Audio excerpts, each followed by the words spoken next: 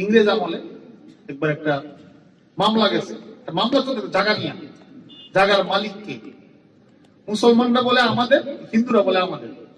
তো মুসলমানরা বুদ্ধি করছে, বলছে যে জায়গাটা এটা আমাদের, আমরা এখানে মসজিদ বানাবো। হিন্দুরা বলছে জায়গাটা আমাদের, এখানে মন্দির বানাবো।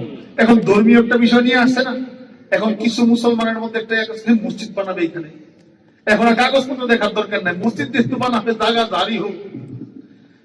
দীর্ঘদিন শুনানি চলতেছে, কোনো ফয়সালা হয় না। ইংরেজ বিচারক বললেন যে এটা আপনারা একজন তৃতীয় পক্ষের একজন লোক নিয়োগ দেন, যাতে হিন্দুরাও মানে মুসলমানরাও মানে, এমন একজনকে নিয়োগ দেন যাতে সে ফয়সালা করতে পারে। ওই সব মুফতি এলাহি বক্স রহমাতুল্লাহ আলাইহি, ইন্ডিয়ান বড় একজন বুজুর্গ ছিলেন, উনার নাম প্রস্তাব করছে। হিন্দুরা বলে হ্যাঁ হ্যাঁ ওই হুজুর চলবে, এই হুজুর হলে আমাদের কোনো সমস্যা নেই। মুসলমানরা বলে আমাদের লোক সমস্যা কি আছে? আদালতে জনাকীর্ণ আদালত, আদালতের সাক্ষীরা যারা করতেছে সাক্ষীদেরকে, পরে যিনি তৃতীয় পক্ষের, যার কথা সবাই মেনে নেবে সিদ্ধান্ত নিয়েছেন, তিনি আসছেন। তিনি কে? এলাহি বক্স। তো মুফতি এলাহি বক্স রহমাতুল্লাহ আলাইহিকে আদালত বলল যে আপনি তো আপনার বাড়ির কাছের ঘটনা, আপনি তো জানেন এই জমিটা কার, এই ব্যাপারে আপনার কি জানা আছে, আপনার কি রায়? তুমি এই জনাকীর্ণ আদালতে দাঁড়িয়ে বলছেন যে মহামান্য আদালত, বাস্তব কথা হলো এই জমিটা ইসলামের বিচার এবং মানবিক বিচার, সামাজিক বিচার, সব বিচারে এই জমিনের মালিক হলো মুখ হিন্দু বাবু। এখন তো হিন্দুরা অস্থির হয়ে গেছে খুশিতে, মুসলমানরা বিরক্ত হয়ে গেছে। এটা আবার কি বললেন হুজুরে? রায় হবে না। সব জেরার পরে ওই ইংরেজ বিচারক রায় দিয়েছে, অনেক সুন্দর একটা চমৎকার রায় দিয়েছে।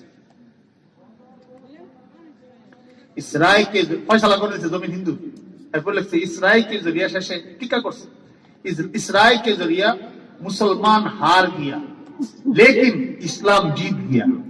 বুঝেন না অর্থ? এই বিচারের ফয়সালায় মুসলমান বাহ্যিকভাবে পরাজয় বরণ করেছে, তবে ইসলামের বিজয় এসেছে। ইসলাম এটাকেই বলে, ইসলাম অন্যের অধিকারের ব্যাপারে এইভাবে যত্নবান। তবে আরেকজনের অধিকারের ক্ষেত্রে যত্নবান হওয়ার অর্থ এটা না নিজের অধিকারকে নষ্ট করে ফেলা। আমার রব একমাত্র আল্লাহ, আল্লাহ আমার রব, এটা আমার অধিকার। কারোর সামনে মাথা নত করবো না, শিরিক করবো না, আমার অধিকার।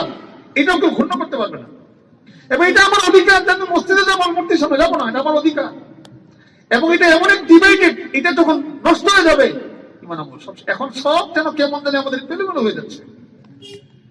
কারণ গন্তব্য দুইজনের ভিতরে সম্পূর্ণ ভিন্ন।